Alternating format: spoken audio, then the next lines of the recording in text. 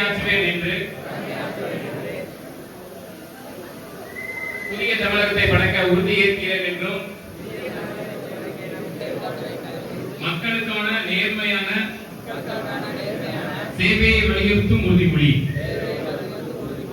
தமிழக மக்களின் நலனுக்காக நேர்மையான மக்கள் நல சேவகராக கடமையாற்றுவேன் என்றும் பிறப்புக்கும் எல்லா உயிருக்கும் என்ற சமத்துவ கொள்கையை கடைபிடிப்பேன்.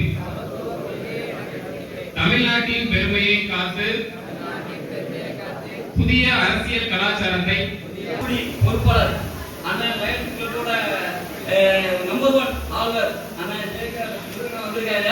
அது நமக்கு ஒரு மேலும்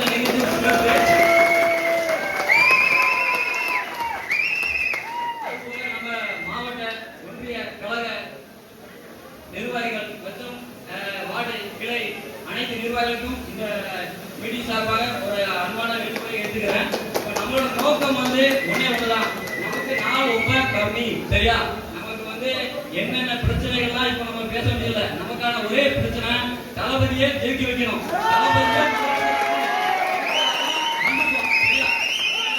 நம்மளோட கருத்து ஒவ்வொருத்தரும் களத்தில் இறங்கி வேலை செய்யணும். அதுக்காக தான் இந்த மீட்டிங்கை நடத்துறாங்க. இதுக்குதான் ஆலோசனை கூட்டம்.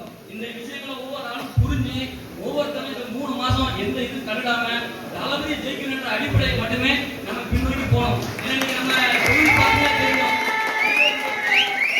எந்த ஒரு முறையான இதுவும் நடக்கல. இங்க 2 வயசு குழந்தை கூட பாதுகாப்பு இல்லை. இப்படிதான் இந்த தமிழ்நாடு இன்னைக்கு இருக்கு. காரணம் என்ன? சரியான ஒரு ஆட்சி இல்ல. இந்த சரியான ஆட்சியை கொண்டு வரணும்னா நமக்கான மாற்றத்துக்கான ஒரே அடையாளம் யாரு? தளபதி.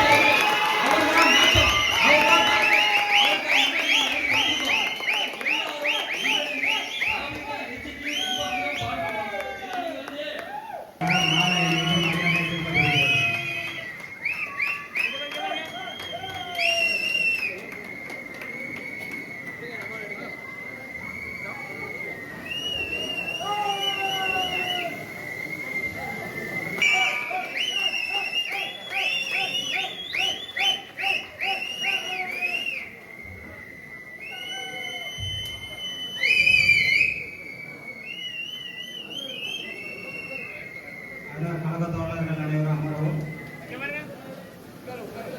தற்போது